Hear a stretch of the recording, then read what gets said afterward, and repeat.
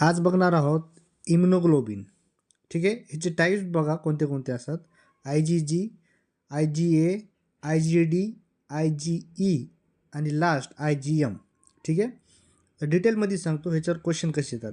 ठीक आहे, IgG समजा हा जो इम्युनोग्लोबिन आहे, हा इम्युनोग्लोबिन काय करत असतो, जो प्लासेंटा आहे तो क्रॉस करत असतो, म्हणजे बेबीच्या मध्ये जात असतो प्लासेंटा क्रॉस करून.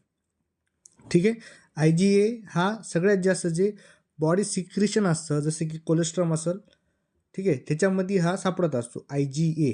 ठीक आहे, IgD बघा, सरफेस ह्याचं काय असतं IgG म्हणून ह्याला ओळखत असतात IG या नावाने IgDला. ठीक आहे, आणि IgE हे काय असतं, ज्यावेळेस ॲलर्जी रिॲक्शन होती त्यावेळेस अँटीबॉडी तयार हो तयार होत असती, त्याला आपण असं म्हणत असतो की अँटीबॉडी ऑफ ॲलर्जी IgE.